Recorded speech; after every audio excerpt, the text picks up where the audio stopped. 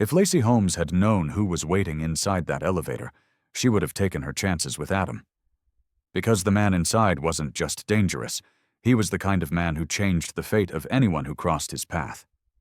The golden marble of Monarch Tower caught light like liquid honey, warm, glowing, and completely out of her league. She shifted the pink pastry boxes higher against her flower-stained uniform, heart already hammering before she'd taken 10 steps. This building made her nervous on a good day. Everyone in Manhattan knew the penthouse belonged to Joe Dixon, a man whose name people whispered but never said too loud. Today was not a good day. Before we continue, drop a comment telling me where you're watching from. Now let's get back to it. She kept glancing over her shoulder. The service corridor had flooded, burst pipe, and management had waved her through the main lobby like it was nothing. But nothing about crossing this space felt safe. Not when Adam could be anywhere. Not when he'd already found her twice this month. 32 tiles to the elevator, 32 tiles and she'd disappear. 24. 18. Lacey. Every molecule in her body turned to ice. That voice. Smooth on the surface, something jagged underneath. She'd spent 6 months training herself not to flinch when she heard footsteps behind her. 6 months unlearning the fear he'd carved into her bones.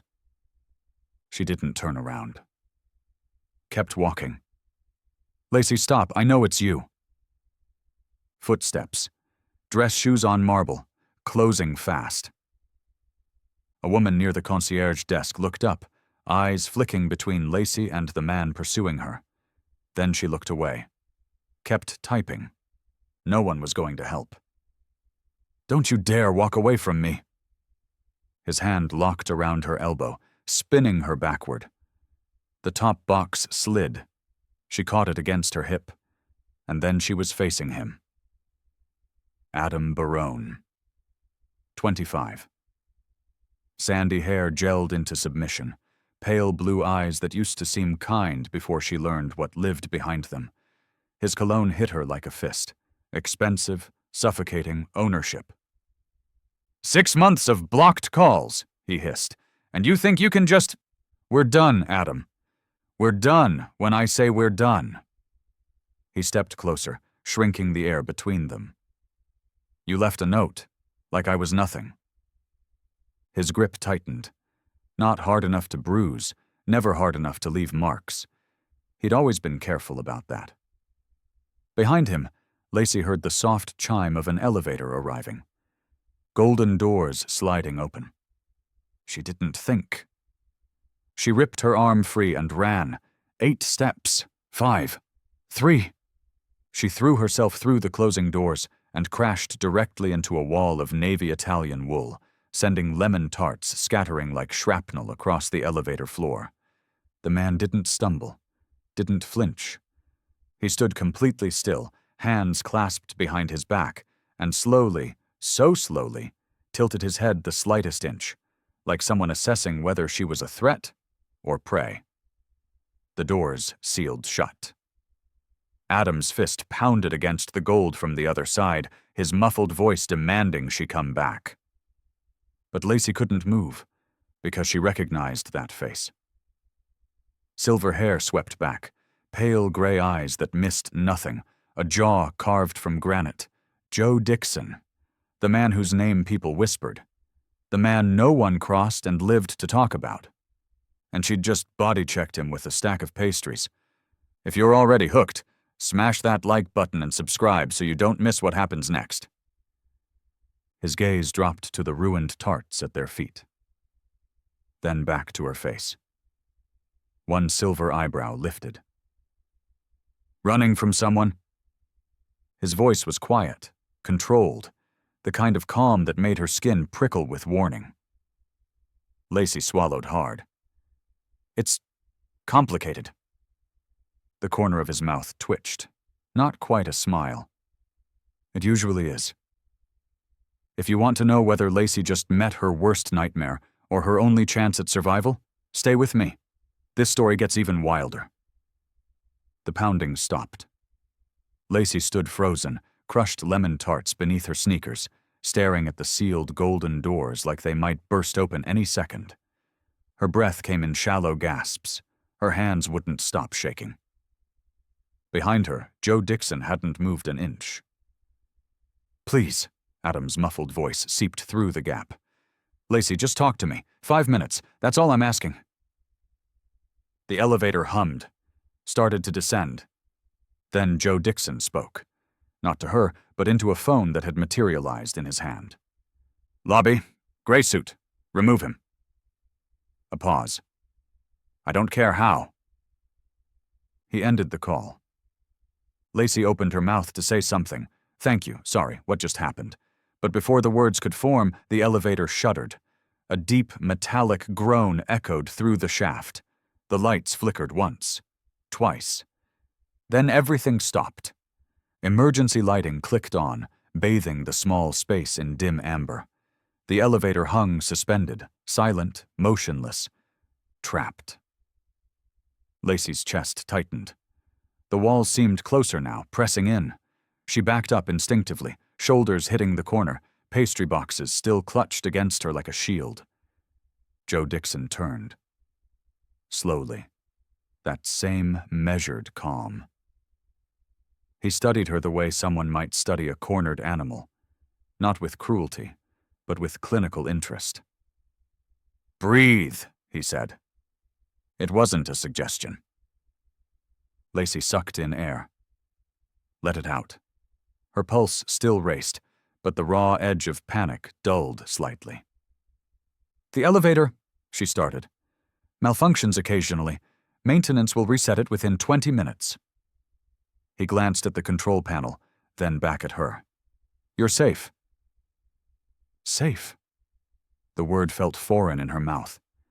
She hadn't felt safe in months. She became aware, suddenly, of how ridiculous she must look.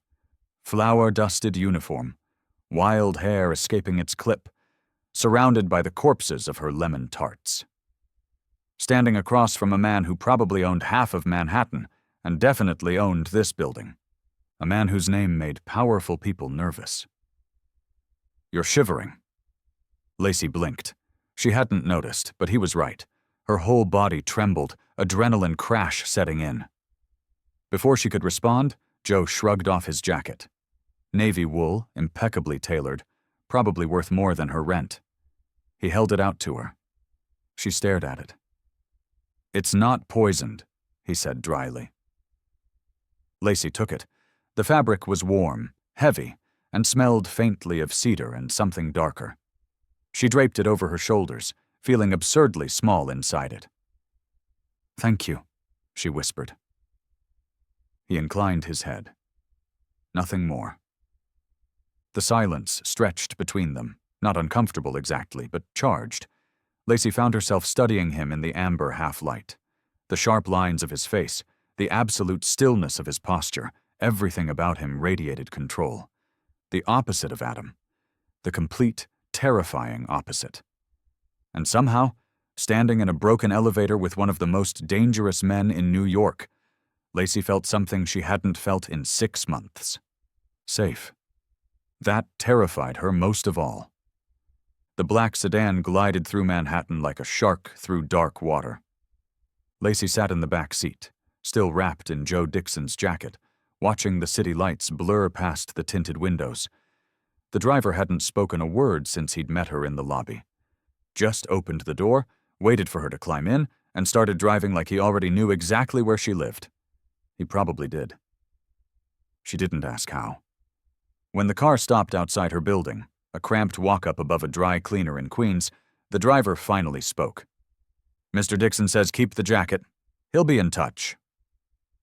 Then he was gone, and Lacey was standing on the sidewalk at 11 p.m., holding a jacket that cost more than her monthly salary, and wondering if she'd hallucinated the entire evening. She didn't sleep that night. Instead, she sat cross-legged on her bed with her laptop open, the blue glow painting shadows across her face, and typed 2 words into Google. Joe Dixon. The results loaded. Lacey scrolled, and kept scrolling. Business magazines called him a real estate visionary. Financial papers praised his aggressive acquisition strategy. But between the polished headlines, darker threads emerged. Federal investigations that went nowhere. Competitors who sold their companies and left the city. Whispers of connections to organized crime families that no journalist could ever prove. Untouchable, one article called him. A man who operates in the spaces between legal and illegal and answers to no one. Lacey should have been terrified. She closed her laptop and stared at the ceiling, heart pounding, but not from fear. She kept replaying that moment in the lobby. The way Joe had looked at Adam. Not with anger, not with aggression. Just dismissal. Like Adam was an insect, a minor inconvenience to be removed. No one had ever made Adam seem small before. She fell asleep with his jacket draped over her like a blanket. It still smelled like cedar. The next morning, her phone rang. Unknown number. She almost ignored it. "Miss Holmes." Her blood went cold. That voice. Quiet. Controlled. Unmistakable. "How did you get this number?" she demanded. A pause. She could almost hear him smile. "I own a telecommunications company, among other things." His tone shifted, businesslike now. "I have a proposal for you, mutually beneficial. I'd like to discuss it in person." "A proposal," she repeated flatly. "You don't even know me." "I know enough. Tonight, 8 o'clock. My driver will collect you." It wasn't a request. It wasn't even an invitation. It was a summons. Lacey's grip tightened on the phone. Every rational instinct screamed at her to refuse, to hang up, to pretend this man had never entered her life. But she thought about Adam's face when those elevator doors closed. The fear in his eyes.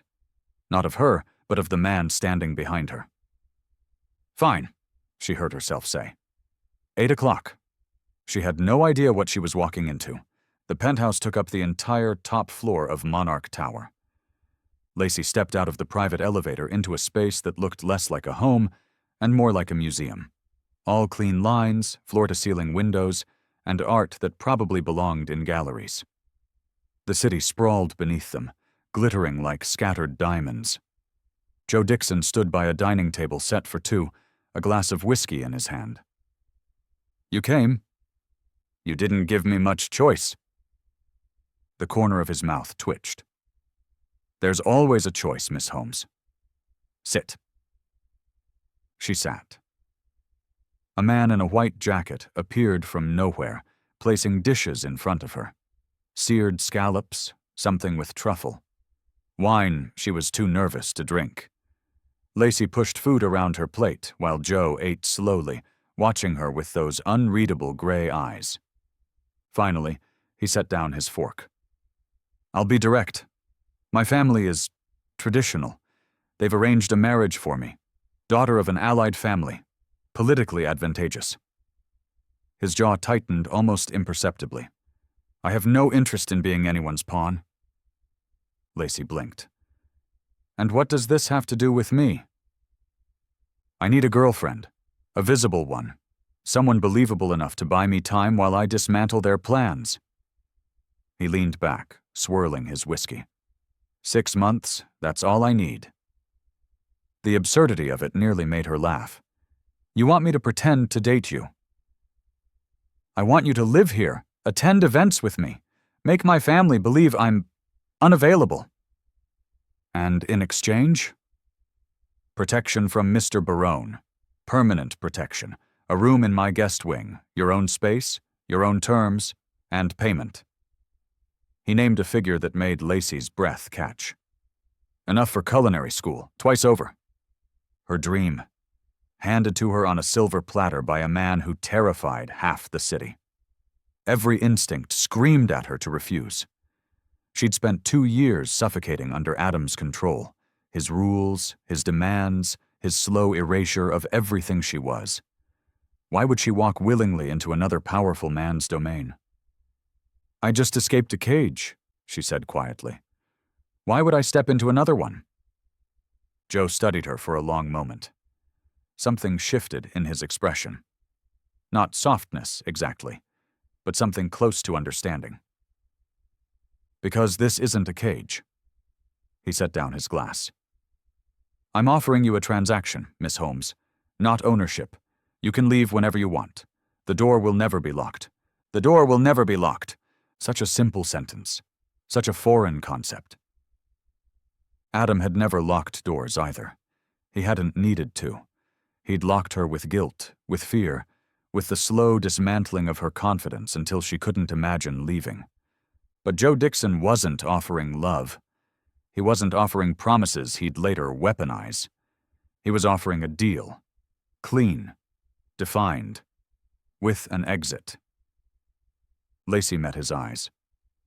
6 months, she said, and I want it in writing. For the first time, Joe Dixon smiled. Smart girl. The townhouse was obscene. 4 stories of brownstone elegance on the Upper East Side, with a private garden, a chef's kitchen that made Lacey's heart ache, and a guest suite larger than her entire queen's apartment. She stood in the doorway of her new room, one duffel bag over her shoulder, feeling like an imposter in someone else's life. Miss Holmes. A woman appeared behind her, silver-haired, sharp-eyed, with the posture of someone who tolerated no nonsense. I'm Marlene. I run the household. Anything you need, you come to me. Thank you, Breakfast is at 7. Mr. Dixon takes his coffee black. Don't rearrange the kitchen. She paused. Welcome. Then she was gone. Lacey met Dom next, the head of security. Built like a refrigerator, face like carved stone. But his eyes were kind when he handed her a keycard and a phone. Direct line to me, he said. Anything feels wrong, you call. Day or night. The first week was strange. She and Joe circled each other like wary animals sharing territory. He left early, returned late. She explored the townhouse, cooked meals she barely ate, and tried to remember this was temporary. A transaction. Nothing more. But small moments kept catching her off guard. She couldn't sleep. Hadn't been able to since Adam. So at 2 a.m. on her 4th night, she crept down to the kitchen and started baking. Flour, butter, sugar. The ritual soothed her. She was elbow-deep in croissant dough when the lights clicked on. Joe stood in the doorway, barefoot, shirt untucked, looking almost human. You bake when you can't sleep, he observed. You're awake too. I don't sleep much. He moved to the counter, watching her fold the dough with practiced hands. That technique, French method? My grandmother taught me. Lacey hesitated, then added, She left me her recipe book when she died. It's the only thing I took when I left Adam. Something flickered across his face. Recognition, maybe. Or respect. He poured 2 glasses of water, slid one toward her, and sat on a stool across the island. They didn't talk much. They didn't need to. After that night, things shifted. Breakfast became a ritual. 7 a.m., coffee and whatever Lacey had baked the night before. Their days remained separate, but dinners began aligning more often than not. She learned he hated seafood. He learned she talked to herself while cooking. She discovered he read philosophy at midnight. He discovered she cried at old movies and pretended she didn't. 2 strangers becoming something. Roommates, co-conspirators, business partners, Lacey reminded herself every morning. This is business. But when Joe paused at the door one evening, glancing back at her with something almost warm in his eyes, the croissants this morning, they were perfect. She had to remind herself a little harder, completely business. Lacey didn't recognize the woman in the mirror. The stylist had spent 3 hours transforming her, hair swept into an elegant updo, makeup subtle but precise, a midnight blue gown that hugged curves she usually hid under flour-dusted uniforms. Diamonds glittered at her ears, borrowed like everything else in this new life. You look Joe appeared behind her, adjusting his cufflinks. He paused, eyes traveling over her reflection. Adequate. Lacey almost laughed. Almost. Adequate. Wow, you really know how to make a girl feel special. The corner of his mouth twitched. You'll do. The charity gala was held at the Metropolitan Museum, a sea of silk gowns, tuxedos, and old money pretending to care about children's hospitals. Lacey had never felt more out of place. But Joe made it easy. His hand found the small of her back the moment they stepped inside. Warm, steady, grounding. He guided her through the crowd with subtle pressure, introducing her to faces she'd only seen in magazines. When she stumbled over a senator's name, he covered smoothly. When she made a quiet joke about the pretentious canapes, he actually smiled. Not a smirk. A real smile.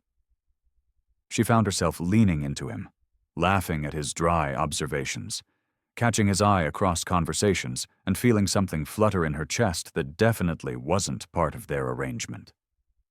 Acting, she reminded herself. We're acting. But his thumb brushing circles against her spine didn't feel like acting. Then the night turned. Joseph. A voice cut through the crowd, thick Russian accent, dripping with false warmth. And who is this lovely creature? Dmitry Volkov was tall, broad, with a face that might have been handsome if not for the coldness behind his smile. He took Lacey's hand before she could react, lifting it to his lips. He held on a beat too long. Dmitry. Joe's voice dropped 10 degrees. I didn't realize you were invited. I invite myself everywhere. You know this. Volkov's eyes hadn't left Lacey. She's exquisite, Joseph. So delicate. So breakable. The words slithered across her skin like ice. Joe stepped forward, positioning his body between them. We were just leaving. Volkov released her hand slowly, deliberately. Of course. Do take care of her, Joseph. Fragile things shatter so easily. The drive home was silent. Joe stared out the window, jaw tight, hands clasped so hard his knuckles had gone white. Lacey wanted to ask what had just happened. Who Volkov really was. Why the word breakable had made Joe look like he wanted to commit murder. But she already knew. This wasn't a game. These weren't business rivals competing over market shares. This was a world with teeth. And Dmitry Volkov had just marked her as prey. When they finally pulled up to the townhouse, Joe spoke, quietly, without looking at her. I won't let him touch you. It sounded less like a promise and more like a threat. Lacey believed him. 3 months slipped by like honey, slow, golden, impossibly sweet. Lacey couldn't pinpoint when things changed. There was no single moment, no dramatic confession, just a gradual softening. 1,000 small surrenders neither of them acknowledged. Adam was gone. She didn't ask how or where, just noticed one morning that Dom had stopped checking the security feeds so obsessively. A week later, Joe mentioned casually that Mr. Barone had relocated to Arizona and blocked her number. Relocated, she repeated. Joe didn't blink. He found the East Coast climate disagreeable. She didn't push.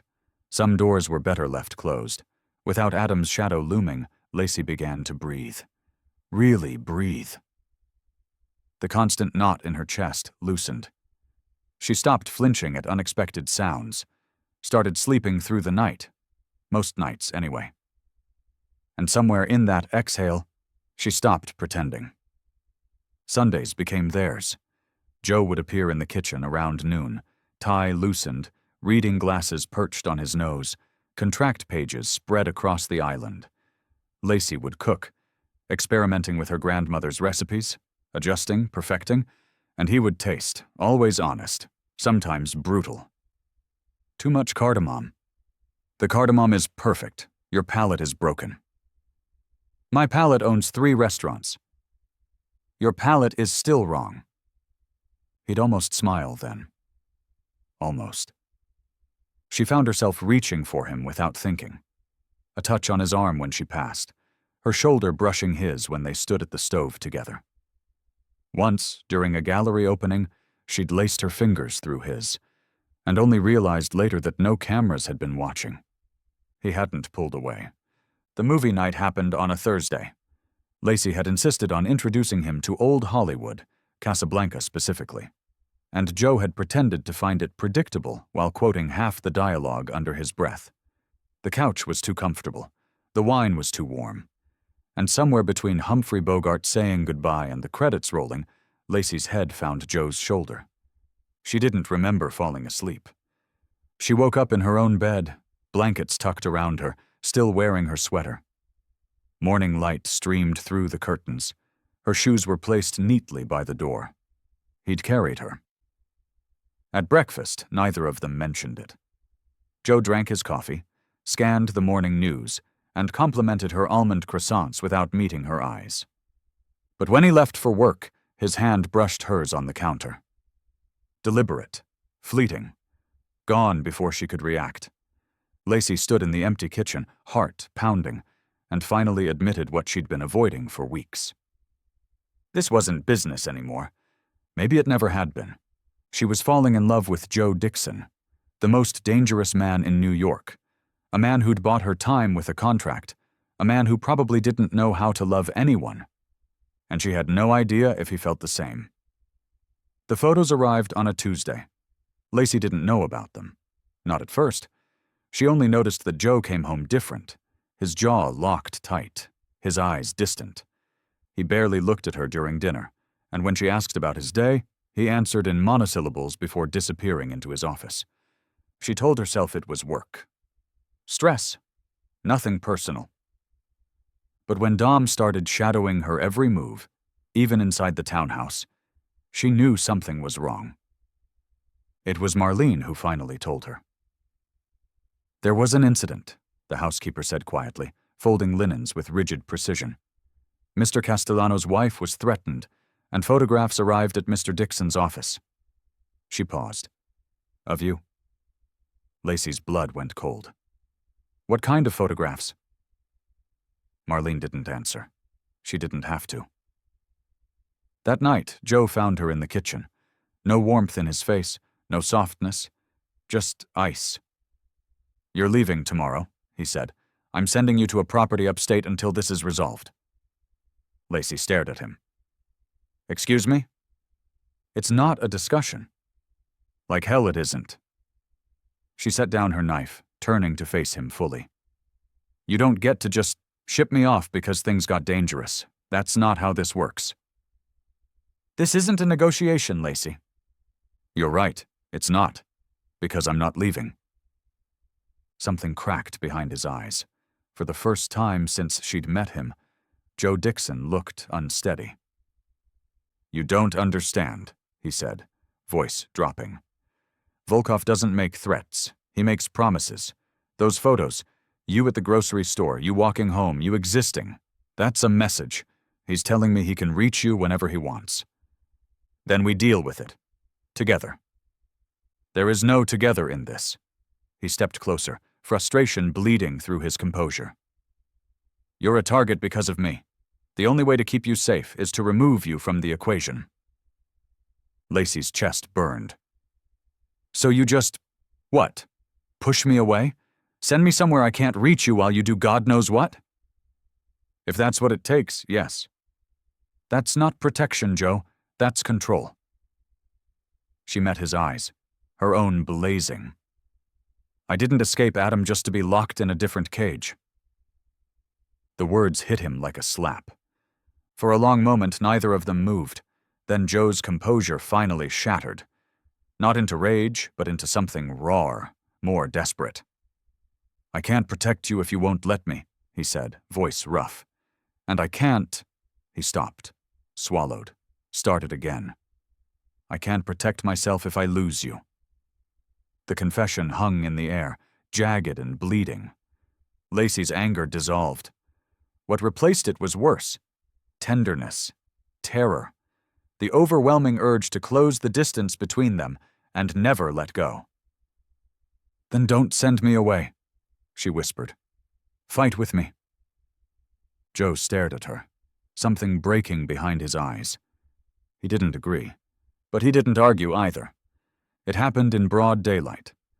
Lacey had just stepped out of a cafe 2 blocks from the townhouse, coffee in hand, guard momentarily distracted, when the van pulled up. Black, windowless, silent. She didn't even have time to scream. A hand clamped over her mouth, arms dragged her backward. The coffee cup shattered on the sidewalk, and then there was only darkness. She woke zip-tied to a metal chair in a warehouse that smelled like rust and gasoline. Her head throbbed. Blood dripped from a cut on her temple. And Dmitry Volkov sat across from her, smiling. "Ah, the breakable girl awakens." Lacey's stomach turned, but she didn't give him the satisfaction of fear. "What do you want?" "Want?" Volkov laughed, a cold, empty sound. "I want Joseph Dixon to suffer, to know that his weakness has a face, a pulse." He leaned forward. "You." "I'm not his weakness." "No." Volkov tilted his head. "Then why did he triple your security detail last week? Why does he check his phone every hour when you're not beside him?" His smile widened. "Men like Joseph don't protect what they can afford to lose." Lacey said nothing, but her heart cracked with every word. The hours blurred together. 36 of them, though she only learned that later. Volkov didn't torture her, not physically. He just waited. Let the silence and darkness do the work. Let her imagine what was happening outside, what Joe might be doing, what might happen if no one came. But Lacey didn't break. She thought about her grandmother's kitchen, about flour on her hands and sunlight through windows, about Joe's almost smiles and the way he said adequate like it meant something else entirely. She thought about surviving. On the second night, she heard it.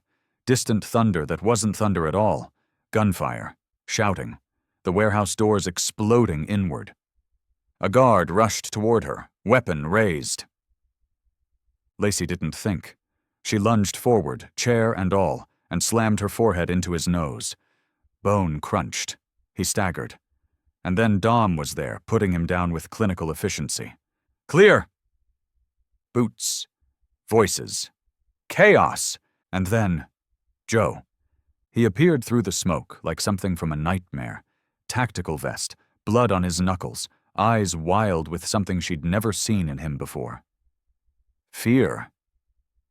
He crossed the distance in 3 strides, hands cupping her face, scanning her for damage. Lacey dash. "I'm okay." Her voice cracked. "I'm okay." He didn't respond, didn't speak, just pulled her against him so hard she could feel his heartbeat through the Kevlar, racing, desperate, completely uncontrolled. This wasn't the Joe Dixon the world knew, the composed crime lord, the untouchable king. This was just a man, terrified of losing the woman in his arms. Lacey buried her face in his chest and let herself shake. For the first time, she wasn't pretending to be strong, and neither was he. Recovery was slow. The cuts healed first, then the bruises, fading from purple to yellow to nothing. But the nightmares lingered, waking her at 3 a.m., with Volkov's voice in her ears and phantom zip ties around her wrists. Every time, Joe was there, not hovering, not smothering, just present. A warm body beside her in the darkness, a hand finding hers beneath the sheets, a low voice murmuring "you're safe" until her heartbeat steadied. She'd moved into his room without either of them discussing it. Her guest suite sat empty down the hall, untouched, while Lacey slept in Joe's bed, wore his shirts, and pretended this was still somehow temporary. The Volkov situation was resolved. She didn't ask what that meant. Dom's knuckles were bruised for a week, and Joe disappeared for 2 days before returning with shadows under his eyes and a quietness that spoke louder than words. She didn't need the details. 3 weeks after the warehouse, Lacey stood at the bedroom window, watching rain streak down the glass, and finally said the thing that had been burning in her chest. "The 6 months are almost up." Behind her, Joe went very still. She heard him set down his book, heard the creak of the mattress as he stood, felt him cross the room until his warmth pressed against her back. "I know," he said quietly. Silence stretched between them, fragile, terrifying. "Do you want to leave?" The question cracked something open in her chest, all the walls she'd built, all the careful distance she'd tried to maintain, all the lies she'd told herself about transactions and arrangements and keeping her heart safe. "No." The word came out broken. "I haven't wanted to leave for months." Joe exhaled, a shuddering breath she felt against her hair. "Lacey, I know this wasn't supposed to happen." She turned to face him, eyes burning. "I know you offered me a deal, not a relationship. I know you probably don't—" "Stop!" His hands cupped her face, tilting it up. His eyes weren't cold anymore. They were terrified, hopeful, human. "I have never been good at this, at vulnerability, at needing someone." "Joe dash. Let me finish." His thumb brushed her cheek. "I built my entire life around control, around not having weaknesses, and then you crashed into my elevator covered in flour and ruined pastries and I—" He stopped, swallowed. "I tried to convince myself it was business, protection, a transaction. And now?" His forehead dropped to hers. "Now I can't imagine this house without you in it. I can't imagine Sundays without your croissants. I can't imagine—" His voice cracked. "I can't imagine any version of my life where you leave." Lacey's breath caught. "That's not a transaction," she whispered. "No." His lips brushed hers, barely a kiss, more a promise. "It's not." The arrangement ended that night. What replaced it needed no contract, no terms, no exit clauses, just two broken people choosing each other. 18 months later, the bakery opened. Lacey's, a small corner spot with warm lighting, mismatched chairs, and the best croissants in Manhattan. The line wrapped around the block. Lacey was covered in flour, directing her tiny staff, laughing with customers, and wondering when her life had become something she actually loved. The bell above the door chimed. Joe walked in, still in his suit, carrying flowers that probably cost more than her first month's rent. "You're late," she said, grinning. Meetings ran long. He crossed to the counter, ignoring the stares of customers who definitely recognized him. "I believe I was promised first taste of the new chocolate torte." Lacey slid him a plate. He took a bite, chewed slowly, set down his fork. "Acceptable?" She laughed, bright, free, happy, and leaned across the counter to kiss him. The gold band on her finger caught the afternoon light. Simple, perfect, chosen. Outside, the door stayed unlocked. Anyone could walk in. But Lacey wasn't going anywhere, not because she had to. Because she wanted to. If this story made you smile, subscribe for more, and drop a comment. Are you Team Joe? I'll see you in the next one.